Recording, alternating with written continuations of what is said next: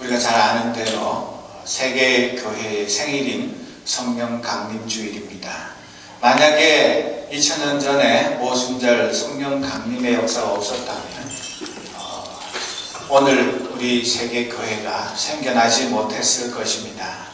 하나님께서 예수님을 통하여서 약속하신 하나님의 선물인 성령을 보내주셔서 이 교회가 예루살렘에서 처음으로 시작되게 하시고, 이 교회가 사람의 지혜와 능력이 아니라 하나님의 계획 속에서 순식간에 온 세계로 널리 퍼지게 된 것, 이것을 사도행전을 통하여서 우리가 읽으면서 하나님의 그 지혜는 사람의 지혜하고 비교할 수 없이 높고도 놀라운 것을 우리가 발견할 수 있습니다. 이스라엘의 역사는 참으로 파란만장한 역사였습니다. 우리 한국도 이스라엘 못지않은 파란만장한 역사지만, 그러나 우리 한국하고 비교할 수 없을 정도로 더 많은 순환, 고난, 또 나라의 멸망, 포로로 잡혀가는 것, 또 식민지 치하에서 고통당하는 그런 숱한 어려움 속에서 하나님께서 그 이스라엘 백성들을 불쌍히 여기시고 버리지 아니하시고, 그 이스라엘 그 혈통을 통해서 예수님이 태어나게 하시고 또 교회를 세우시는 그런 놀라운 일들을 이루어 가셨습니다.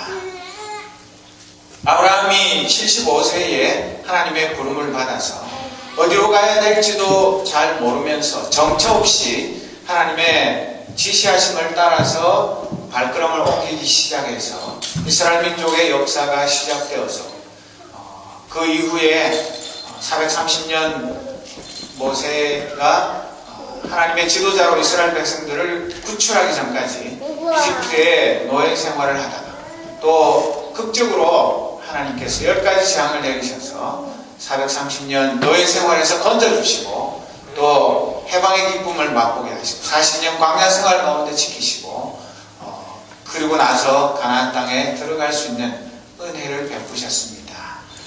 그래서 정말 평등한 나라, 평화가 숨쉬는 나라, 모든 것에 있어서 하나님의 통치가 임하는 나라, 그런 나라를 가나안 땅에서 체험했는데도 그 기쁨과 감격이 얼마 가지 못해서 하나님 대신 왕을 세워달라고 아우성쳐서 이스라엘 백성들은 왕정 국가가 되고, 그것도 3대 만에 4대째 가서 솔로몬 때 나라가 두 쪽이 나고, 그래서 북쪽 이스라엘이 망하고 남쪽 유다도 망하는 이런 비극을 겪으면서도 하나님의 사랑을 이스라엘 백성들은 제대로 깨닫지를 못했습니다. 하나님께서 그들의 왕이시고 그들의 아버지이신 것을 날마다 체험하면서도 진실로 그것을 고백하지 못하고 하나님 외에 우상을 섬기는 것 때문에 하나님의 징계를 자청했었습니다. 그러던 이스라엘 백성들이 400년 동안이나 하나님의 음성을 듣지 못하고 영적인 암흑기를 지내면서 그들이 너무나 고통스럽고 힘들어서 하나님께 부르짖었을 때에 하나님의 계획 속에서 예수님이 이 땅에 사람의 몸을 입고 태어나셨습니다. 여러분, 400년이나 하나님의 음성을 듣지 못한다는 것은 그것이 바로 지옥입니다. 하나님의 음성을 듣지 못하는 삶, 하나님과 동행하지 못하는 삶, 그것이 지옥이지 달리 지옥이 있는 것이 아닙니다. 그런 가운데 예수님이 오셨지만 예수님을 알아본 사람들은 극소수에 불과했고 예수님의 음성에 귀 기울이는 사람들 많지 않았습니다. 그 갈릴리 어부들, 또 세금 걷는 사람, 그 사회에서 별로 존경받고 인정받지 못하던 별 볼 일 없는 12 제자를 부르셔서 하나님 나라의 일꾼으로 세우시고 그들을 훈련시키시고, 때가 되어서 예수님이 십자가에 달려 돌아가시고 부활하시고 승천하신 후에 우리가 지난 주일에 살펴본 것처럼 제자들이 할 일은 이제 예수님도 안 계시고 자기들이 믿고 의지할 것이 오직 성령 하나님의 역사하심, 그것밖에 남아있지 않았습니다.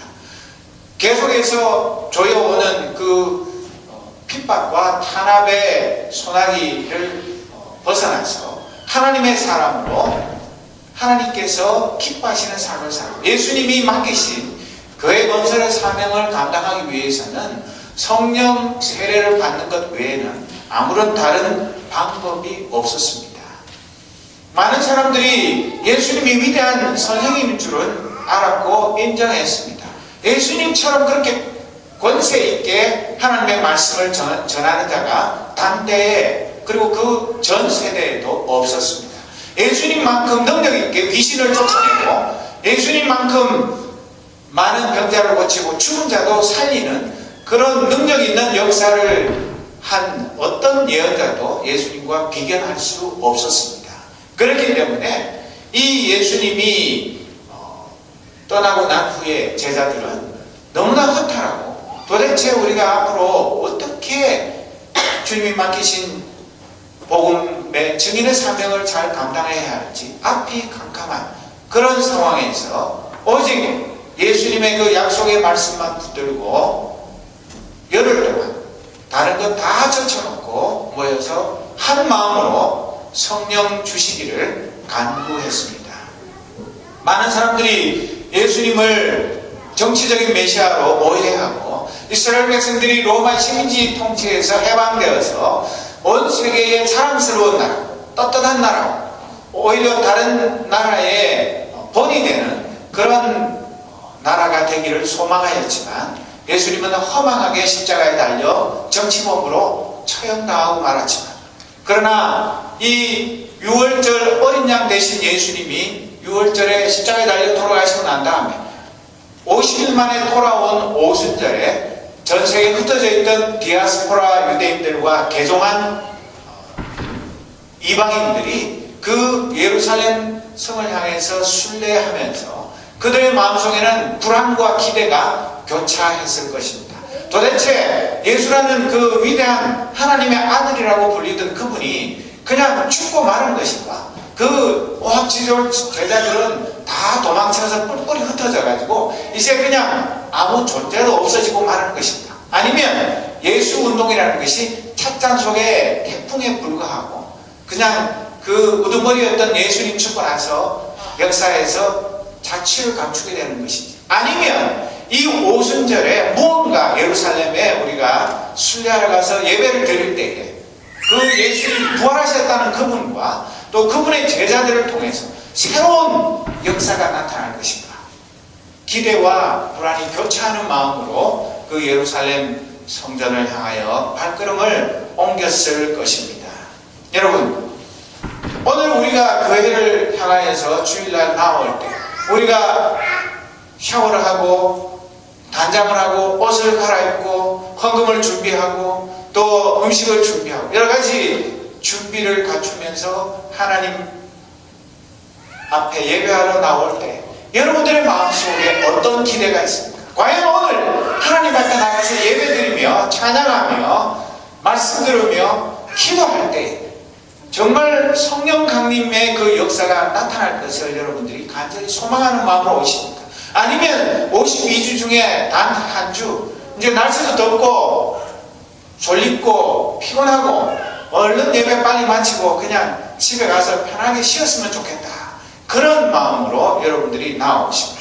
오늘 우리가 이 21세기를 살아가면서 과연 그 교통도 불편하고 한번 예루살렘 성전에 왔다가 간다는 것이 경제적으로나 시간적으로나 모든 면에서 엄청난 손해와 희생을 각오해야만 하나님 앞에 나와서 예배할 수 있는데, 그 사람들이 누가 상 주는 것도 아니고 누가 하나 주는 것도 아니고 그렇게 한다고 해서 하나님이 하늘에서 금덩어리가 떨어지게 하는 것도 아닌데 그들이 왜 그 먼 예루살렘 성전을 향해서 1년에 3번씩 순례를 하는 그런 일을 했겠습니까?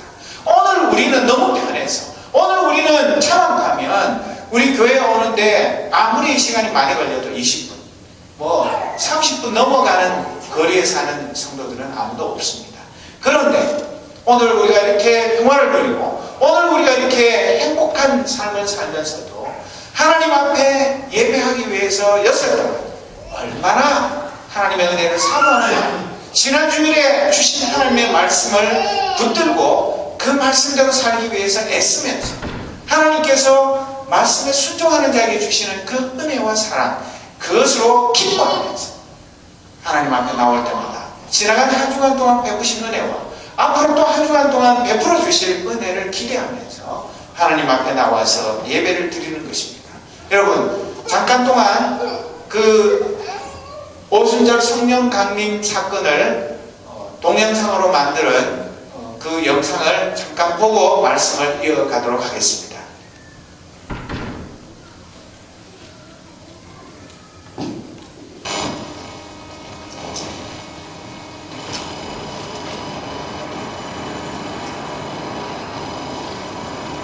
When the day of Pentecost came, they were all together in one place. Suddenly, a sound like the blowing of a violent wind came from heaven and filled the whole house where they were sitting. Ils virent apparaître comme une sorte de feu qui se partageait en plein et qui se posa sur chacun d'eux. Y fueron todos llenos del Espíritu Santo y comenzaron a hablar en otras lenguas, según el Espíritu les daba que hablasen. Τώρα όλος ο κόσμος μένει στο Ιερουσαλήμ. Χριστός φοβάται Εβραίος, αλλά όλος ο κόσμος ουρανός. Когда сделался этот шум, и собрался народ, и пришел смятение, ибо каждый слышал их, говорящих его наречием. 都惊讶稀奇说：“看啊，这说话的不都是加利利人吗？”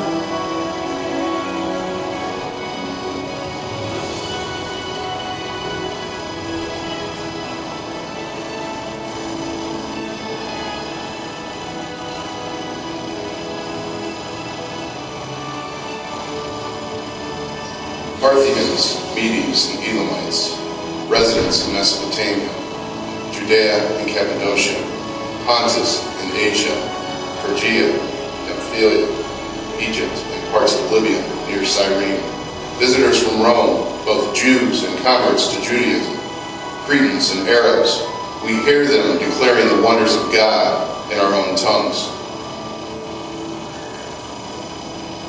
Sie entsetzten sich aber alle und wurden irre und sprachen einer zu dem anderen: Was will das werden? Die anderen aber haben sie ihren Spott und sprechen: Sie sind voll süßes Weins.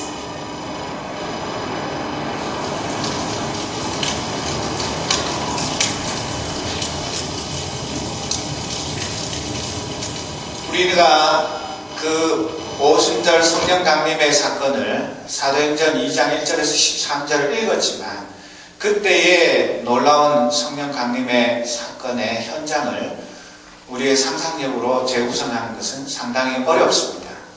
분명한 것은 예수님께서 제자들이 한 마음으로 합심해서 기도하면서 성령의 세례를 기다리면 선물로 주시겠다고 약속하셨고, 약속에 신실하신 예수님께서 예수님의 영인 성령님을 오순절날 분명히 제자들에게 보내셨습니다. 제자들은 그 성령 강림을 맞이하기 전에 유다가 예수님을 배반하고 스스로 목숨을 끊은 빈자리를 함께 기도하고 제비를 뽑아서 matthea를 12사도 중에 한 명으로 뽑아서 그들의 그 빈자리를 메꾸고 전열을 재정비했습니다. 그리고 한 곳에 모여서 오로지 기도하는 일에 전념했습니다.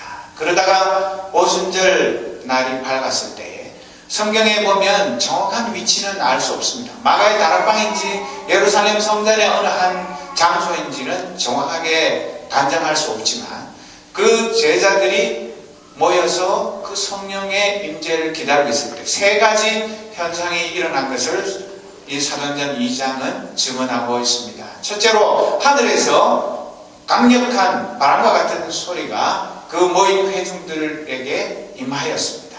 둘째로 불의 혀 같은 그런 현상이 나타나가지고 많은 사람들의 그 머리 위에 임하였습니다. 세 번째로 그 성령이 충만함으로 인해서 그 그 갈릴리 출신인 어떻게 보면 좀 무식한 교육의 혜택을 많이 받지 못한 사람들이 그 당시에 예루살렘 성전에 모여온 적어도 15개 이상의 지역에서 몰려온 사람들의 그 지역 방은 사투리로 하나님의 크신 일, 예수님께서 왜 이 땅에 오셔서 왜 죽으셨는지, 그 십자가의 대속의 의미가 무엇인지, 그리고 그들이 예수를 믿지 않는 것은 어떤 결과를 초래하는지에 대한 하나님의 크고 놀라운 구원에 관한 일들을 말씀을 전했습니다. 그때에 거기에 모였던 모든 경건한 유대인들, 디아스포라 유대인들과 이방인인데 유대교로 개종한 사람들이 그 제자들의 성령 충만하여 방언으로 말하는 그 말을 듣고 깜짝 놀라서 도대체 이게 어떻게 된 일인가? 아니, 저 사람들은 분명히 갈릴리 사람들인데 어떻게 배우지도 않은, 거의 그때 당시로서는 불가능한 자기네 나라 지방 말로 하나님의 그 놀라운 일들을 증언하는 이런 일이 일어날 수 있는가? 자기들의 이성으로, 상식으로는 이해할 수 없는 하나님의 그 능력을 보면서 놀라움을 금치 못했다고 성경은 증언하고 있습니다. 존 스타트는 바람 같은 소리는 하나님의 권능을, 혀처럼 생긴 불꽃은 하나님의 정결, 방언은 교회의 보편성을 상징한다고 그렇게 해석을 합니다. 여러분, 우리가 상상으로 생각을 한번 해보십시오. 그 제자들은 갈릴리 촌 사람들인데 그 여러 나라에서 몰려온 사람들이 동시에 자기네 나라 말로 듣고 깜짝 놀라서, 아니 도대체 이게 무슨 이런 일이 일어날 수 있을까?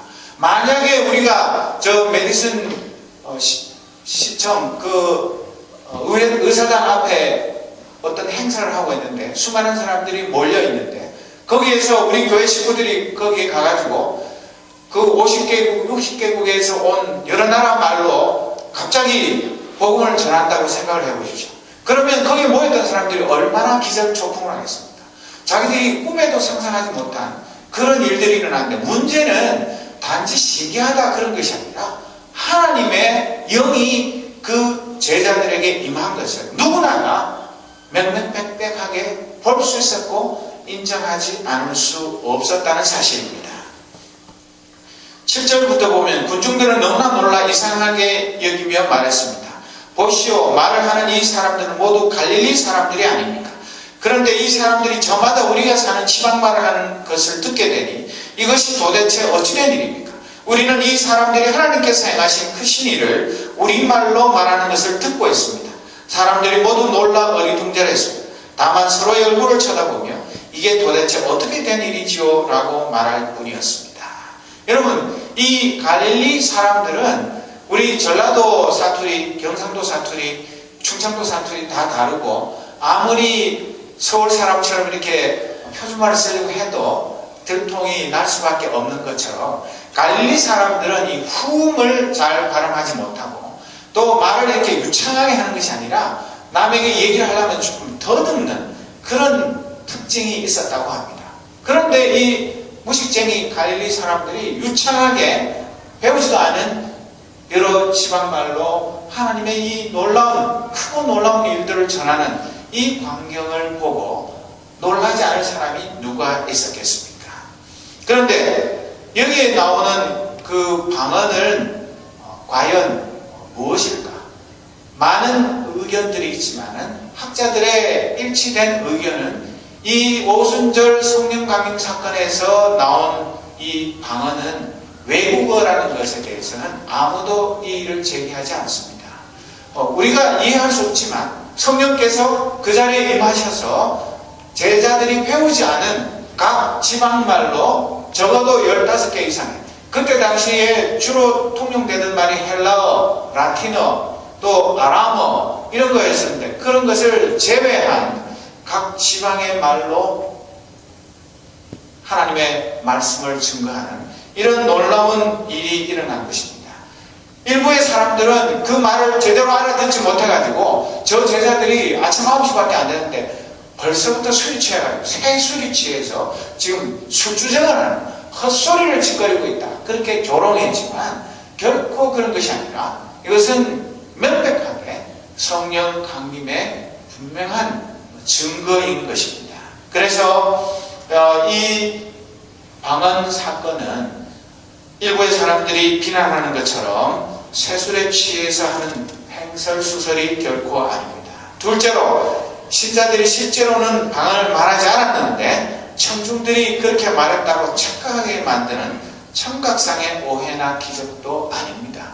말은 그렇게 안 했는데 듣는 사람들이 자기네 나라 말로 듣게 되었다. 그것도 아니라는 것입니다. 세 번째, 술에 취한 것처럼 영적인 황홀경에 빠져서 앞뒤가 안 맞는 말을 그냥 중얼거린 그런 것이 아니라는 것입니다. 네 번째, 이날의 방언은 분명히 인식할 수 있는 언어로 말한 초자연적인 성령의 역사인 것입니다. 다른 방언이라는 것은 히브리어가 아닌 다른 말들이며 15지역의 목록을 보면 정말 다양한 지방말로 복음이 전파된 것을 우리가 알 수 있습니다. 그래서 이것은 인종적, 국가적, 언어적 장벽을 초월하는 성령 안에서의 새로운 연합을 상징하는 사건입니다. 우리가 잘 아는 대로 창세기에 보면 바벨탑을 쌓는 사건이 있었지 않습니까? 사람들이 모여가지고 다 같이 열심히 노력해서 저 하늘에까지 닿도록 해서 우리가 하나님과 같은 그런 높은 자리에 올라가자. 그렇게 해서 바벨탑을 쌓았을 때 하나님께서 그들의 언어를 혼잡하게 만들어서 자기들끼리 의사소통이 제대로 안 되게 만들어서 지면에 뿔뿔이 흩어지게 만든 그 바벨탑 사건 이후에 이 오순절 성령 강림 사건은 놀라운 성령의 능력으로 그 다양한 지방에서 온 사람들이 한꺼번에 자기네 지방 말로 하나님의 놀라운 복음의 말씀을 듣게 되는 이런 일들이 일어난 것입니다. 그래서 초대교부들 이래로 많은 성경 주석가들은 오순절의 이 방언 사건을 바벨탑의 저주가 계획적으로 또 극적으로 하나님에 의해서 역정된 사건으로 해석을 하는 것입니다. 그래서 오순절 성령 강림 사건으로 언어의 장벽들은 초자연적으로 극복되었습니다. 그것은 구속받은 성도들이 모든 나라와 족속과 백성과 언어에서 나올 위대한 날을 예시하는 사건이라고 해석을 하는 것입니다. 그리고 민족들이 이제는 그리스도 안에서 한데 모일 것이라는 표적으로 이런 성령의 역사가 나타난 것입니다. 바벨에서는 땅이 교만하게 하늘에까지 치솟아 올랐지만 이 예루살렘 오순절 성령 강림 사건에서는 하늘이 겸손하게 이 땅에 내려왔다고 해석을 하는 것입니다.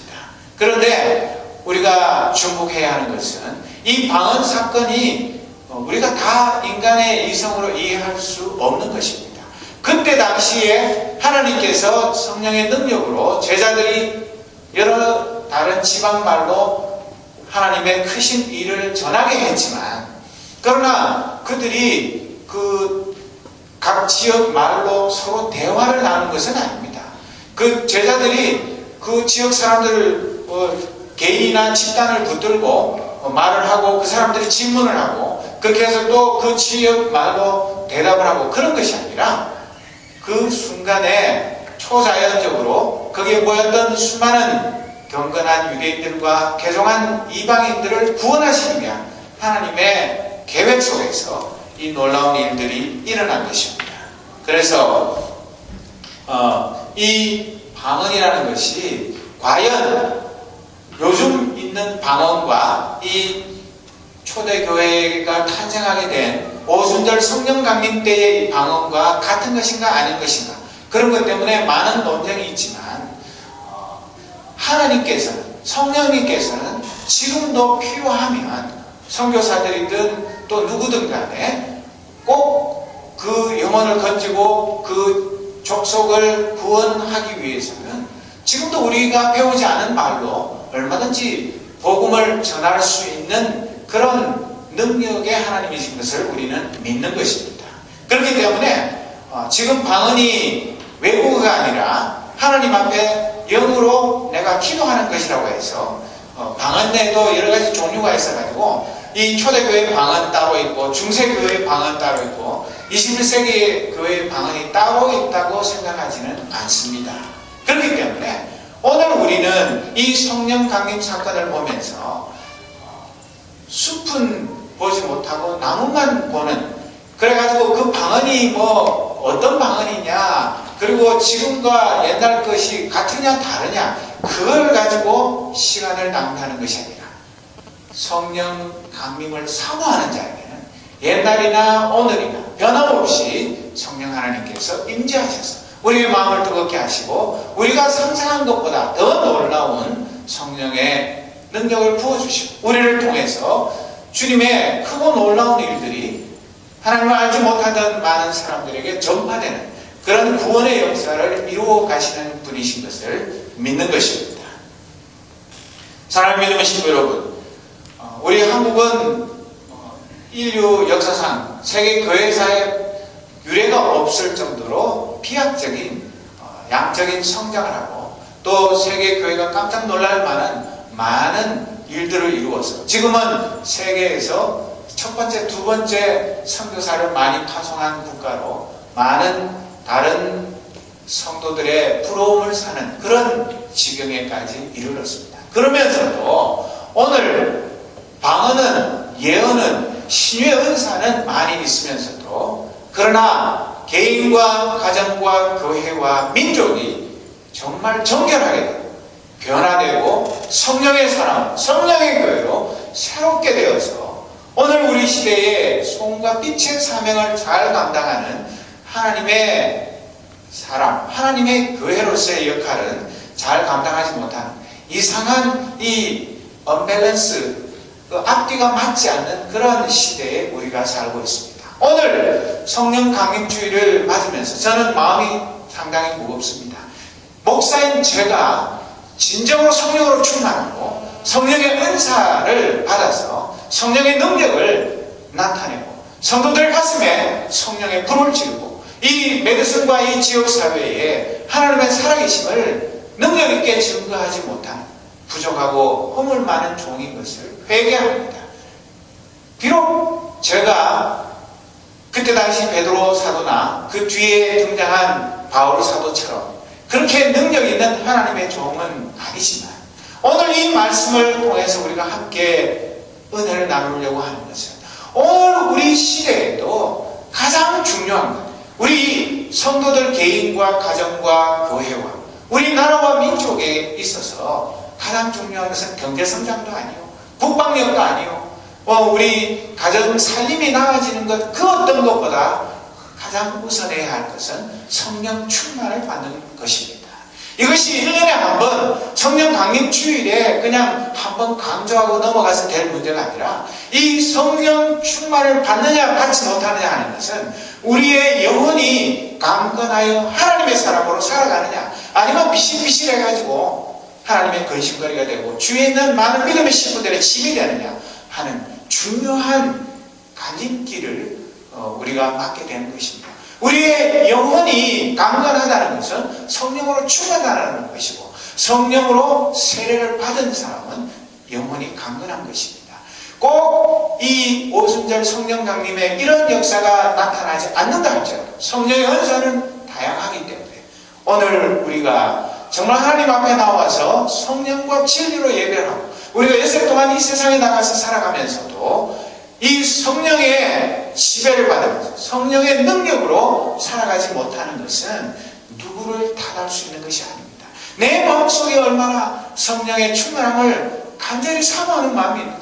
그 성령 충만, 그것이 내 진정한 살 길이고 내가 하나님의 사람으로 우뚝 살 수 있는 유일한 길이라는 것을 우리가 분명히 깨닫고 깨어 기도하지 않으면 결단코 성령 충만을 누릴 수가 없는 것입니다.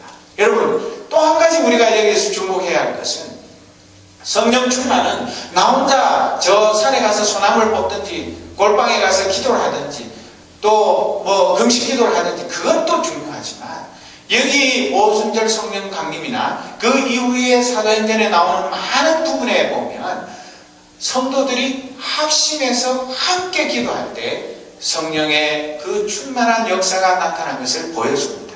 그렇기 때문에 가정교회 나 혼자 예수 믿고 그냥 내가 신앙생활 잘하면 되지, 그런 것은 성경 말씀에 어긋나는 일입니다. 말세에 모이기를 패하는 자들, 그런 풍조들이 많이 번지겠지만 모이기를 패하지 말고 힘써 함께 모여서 성령 충만을 강구하고 서로를 위해서 기도하라고 성경은 가르치고 있습니다. 그렇기 때문에 오늘 나 자신도 성령 충만을 위해서 기도해야 되죠. 우리 가족끼리, 우리 구역끼리, 우리 기관끼리, 우리 온 교회가 성령 충만을 진심으로 사모하는 마음으로, 우리 교회가 살아나는 유일한 길은 성령 충만 외에는 사람이 노력하고 사람이 열심히 사람을 데려오고 교회에 일단 건물을 사고 짓고 그런 것 가지고 하나님의 일을 할 수 있는 것은 결코 아닌 것입니다. 그렇기 때문에 우리가 너무나 잘 알면서도 행하지 않는 것. 여러분, 건강을 위해서는 규칙적인 식사를 하고 규칙적인 운동을 하고 또 몸에 해로운 일들을 하지 않아야 하고 밤에 편안하게 숙면을 취해야 한다는 거 모르는 사람 누가 있습니까? 그걸 알면서도 내가 해하지 않기 때문에 내 몸이 건강하지 못한 것처럼 오늘 우리 성도들이 성령 충만하지 않고는 결코 하나님의 능력을 체험할 수 없고 하나님의 사랑으로 하나님이 우리에게 맡기신 일들을 잘 감당할 수 없다는 것은 너무나 상식적인 일임에도 불구하고 과연 내 마음속에 얼마나 성령 충만을 안타깝게 소원하면서 눈물로 기도하면서 하나님 나를 살려주십시오, 나를 변화시켜 주십시오, 성령의 사람으로 성령의 세례를 받은 사람으로 성령 충만한 사람으로 거듭난 하나님의 일꾼으로 변화시켜 주옵소서.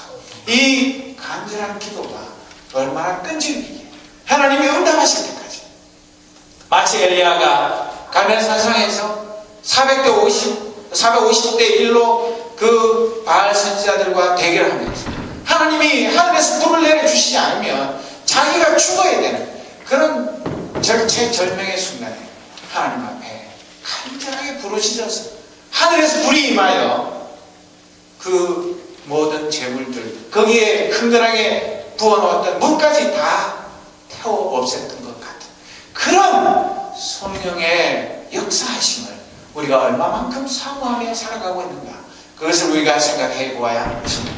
여러분들 공부하기 바쁘고 이민생활하기 바쁘고 이런저런 핑계 때문에 새벽기도 하는 거 이제는 안 와도 예사로 생각하고 이제는 뭐든지 하나 둘 양보하기 시작하면 끝이 없습니다. 가정예배, 구역 모임 그 외에도 여러 가지 어떻게 보면 사소하고 얼마든지 변명할 수 있고 핑계댈 수 있지만 정말 우리의 마음속에 주님을 사랑하는 주님의 그 십자가 사랑이 우리를 지배하고 우리의 삶을 주장하는 그런 삶을 살아간다면 우리는 달라져야 합니다.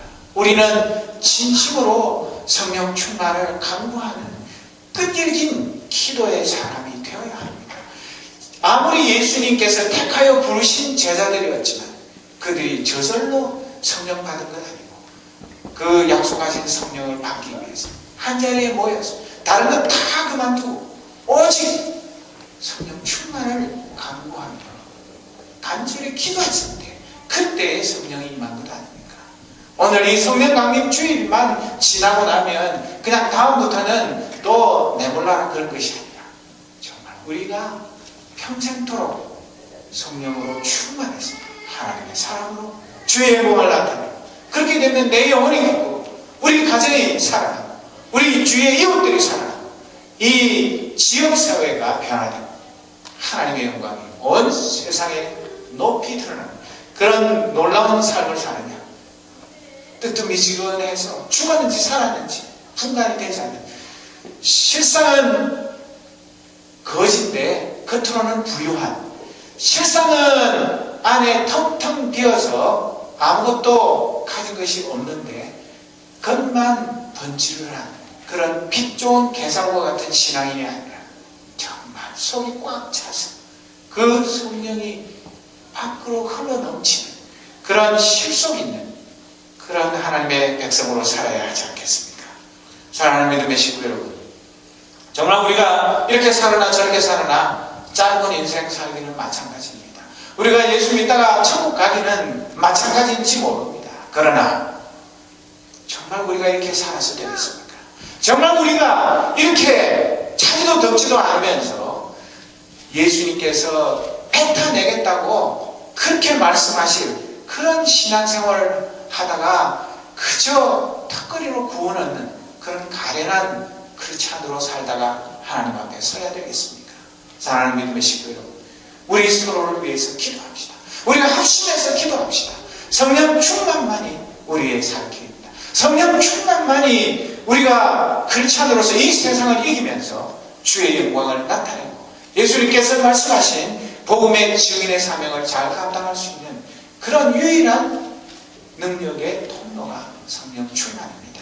여러분, 정말 우리가 오순절 교회가 아니라고 해서 또 성령파 교회가 아니라고 해서 방언으로 기도하고 방언으로 집회하고 뭐 예배하는 가운데서 암이 낫는 그런 눈에 보이는 성령의 능력이 나타나지 않는다 할지라도 오늘 주보 칼럼단에 있는 것처럼 안드레처럼 이름 없이 자기 형제를, 주위에 있는 친구들을 예수님 앞으로 인도하면서 묵묵히 주의 복음 증거하는 일을 위해서 헌신할 때에 비록 유명한 봉사는 아니고 유명한 신유집회의 강사는 아니라 할지라도 하나님은 우리의 중심을 보시고 우리에게 성령을 부으시고 우리의 성적인 평범한 삶을 통해서 주위에 있는 많은 죄인들의 그 영혼이 깨어지고 변화되는 그런 성령의 역사가 나타나고 수많은 죄인들이 우리의 삶을 보고 하나님의 살아계심을 인정하게 되고 그들이 예수 그리스도의 십자가 앞으로 무릎 꿇고 나오게 되는 그런 성령의 역사가 나타나지 않겠습니까? 사랑하는 믿음의 식구 여러분, 정신을 차려야 합니다. 마음의 허리를 동여야 합니다. 지금 우리가 이렇게 태평 치면서 기도하거나 말거나 성경 읽거나 말거나 교회가 이렇게 영적으로 메마르게 되거나 말거나 내 책임 아니야. 나는 거기 아무 책임 없어. 그렇게 남에게 책임을 전가할 일이 아닙니다. 사랑하는 믿음의 식구 여러분, 이 부족하고 못난 목사가 성령으로 충만해서 하나님의 이 말씀을, 진리의 말씀, 생명의 말씀을 바르게 선포하고 이 교회를 성령의 역사하신 가운데서 이끌어 나갈 수 있도록 여러분 눈물로 기도해 주십시오. 저도 새벽뿐만 아니라 여러분들의 성령 충만을 위해서 더 간절하게 하나님 앞에 기도하겠습니다. 여러분, 새벽 기도 일주일에 한 번 나오는 것도 못하겠습니다. 구역 모임 나가는 거 그저 모여가지고 성경은 조금만 하고 친교만 하고 그냥 세상 얘기만 잔뜩 하다가 집에 돌아가는 거, 그걸로 일주일에 내가 할 것 때웠다고 책임을 면한 것으로 그렇게 넘어가시겠습니까? 사랑하는 믿음의 식구 여러분, 지금은 비상사태입니다.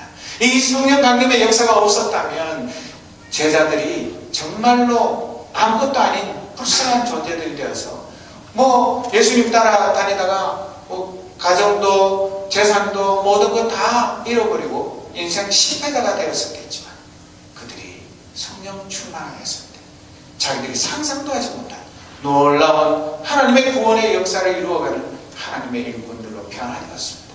오늘 우리도 정말 이 메디슨에서 왜 하나님의 자녀로 부름을 받았는지, 왜 이 성령 강림 주일에 사도행전 2장 1절에서 13절에 있는 말씀 우리가 묵상하게 되었는지, 그때의 그 놀라운 성령 강림의 역사가 왜 우리에게 나타나지 않는지, 그것은 하나님 탓이 아니라 성령님께서 우리를 사랑하지 않아서가 아니라 우리의 믿음이 부족하고 우리가 성령을 사모하는 열심히 부족하기 때문인 것을 고백하면서 오늘 이 시간에 잠시 동안 한 목소리를 하나님 앞에 기도합시다. 오 주님, 나의 이 메마른 영혼을 불쌍히 여겨 주옵소서. 성령 충만을 사모하는 열심히 식어버린 이 내 영혼을 긍휼히 여겨 주옵소서. 우리가 찬양만 하면서 이 땅의 황망을 벗어서 그렇게 노래하는 것이 아니라 내 영혼의 황폐한 것을 안타까이 여기면서 하나님 불쌍히 여겨 주옵소서. 내 심령 속에 성령으로 임하셔서 나를 변화시키시면서 함께 하옵소서. 하나님의 사랑으로 거듭나게 하옵소서.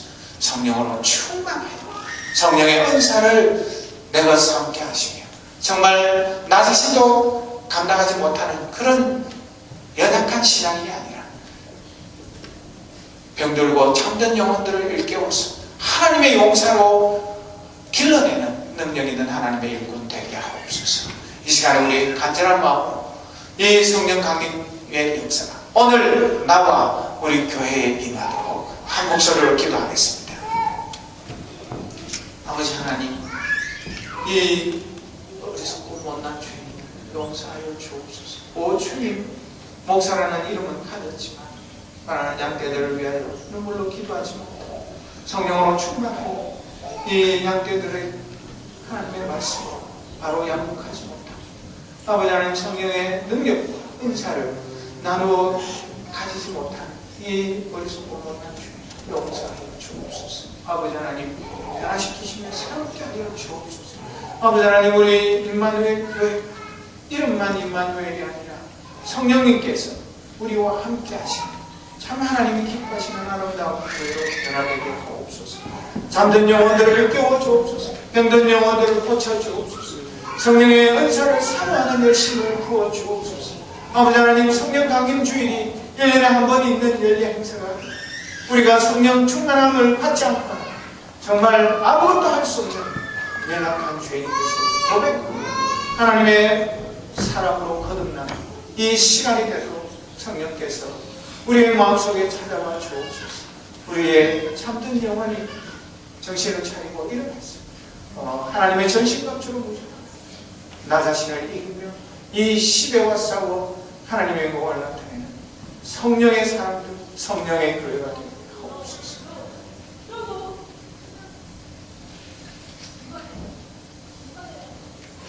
다 같이 자리에서 일어서셔서 191장 내가 매일 기쁘게 이 가사를 생각하면서 하나님 앞에 찬양을 드리겠습니다.